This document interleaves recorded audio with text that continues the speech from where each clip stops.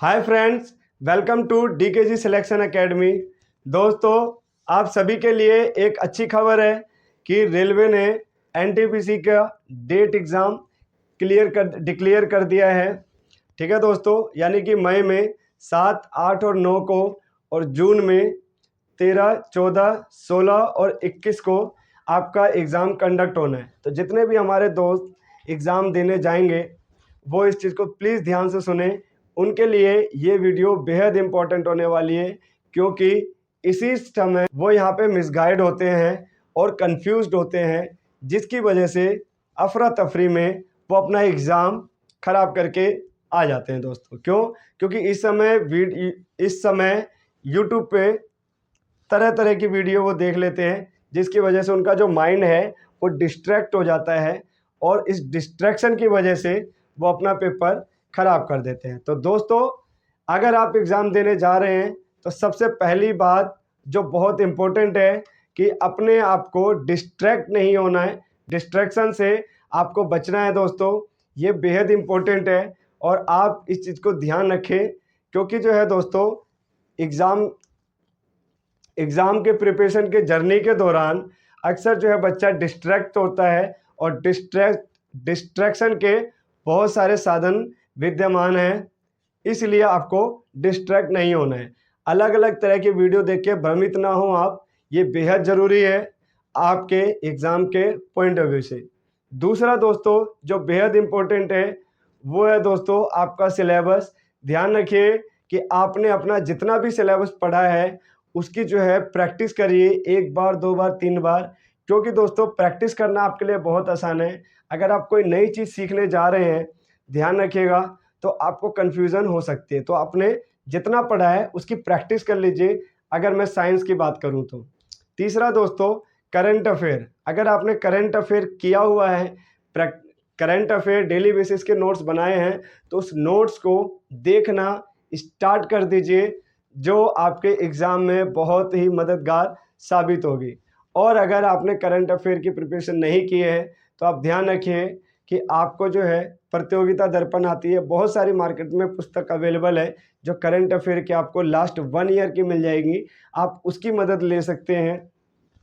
ठीक है, किरण पब्लिकेशन की भी मिल जाएगी आपको। बहुत सारी ऐसी किताब है, मैं आपको प्रेफर नहीं कर रहा, बट मार्केट में बहुत सारी बुक्स आपको अवेलेबल मिल जाएंगे करंट अफेयर के लिए, क्योंकि करंट अफेयर का वेटेज भी अच्छा खासा है, जिसको आप इग्नोर नहीं कर सकते। तो पहली बात, डिस्ट्रैक्ट नहीं होना है। दूसरी बात, सिलेबस जो आपने कंप्लीट किया है उसकी रिवीजन करनी है।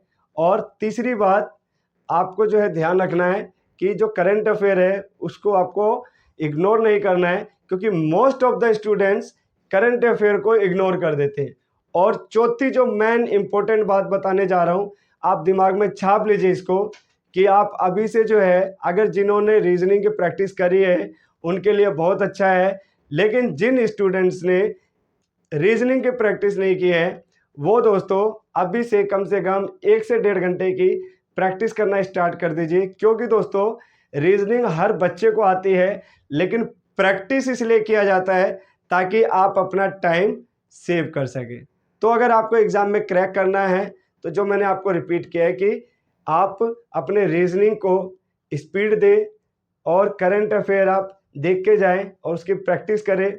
अगर आपने नहीं पढ़ा है तो उसको पढ़ना स्टार्ट कर दीजिए, अभी आपके पास में टाइम है। साइंस आपने पढ़ लिया होगा, जिनका साइंस क्लियर है वो प्रैक्टिस को ना छोड़े, जब तक एग्ज़ाम ना ख़त्म हो अपनी प्रैक्टिस करते रहिए। प्रैक्टिस ही दोस्तों, ध्यान रखना, एक सीट आपकी पक्की करवाएगी। तो रीजनिंग और मैथ, इसकी कंटिन्यू प्रैक्टिस करनी है।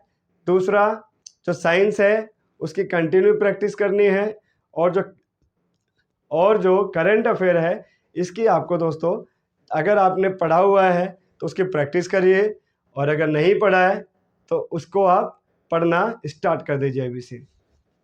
क्योंकि दोस्तों कंपटीशन नो डाउट की हायर लेवल की है, क्योंकि दोस्तों भारत में बेरोजगारी का स्तर आप सभी को मालूम है, ये किसी से छुपा नहीं है। इसलिए डे टू डे एग्ज़ाम में जो है स्टूडेंट की संख्या बढ़ती जा रही है, और आप जो इसका ध्यान रखें, स्टूडेंट्स की संख्या बढ़ रही है, इससे आपको ज़्यादा मतलब नहीं होना चाहिए। आपको अगर मतलब होना चाहिए तो आपको एक सीट पक्की करने से होना चाहिए। इसके लिए आप अपनी प्रैक्टिस को स्पीड दीजिए, ठीक है। भीड़ अपनी जगह है, आपकी प्रैक्टिस अपनी जगह है। आप अगर प्रैक्टिस पे फोकस करते हैं तो आप यकीन मानिए कि आपका सिलेक्शन कोई नहीं रोक सकता। तो ठीक है दोस्तों, ऑल द बेस्ट।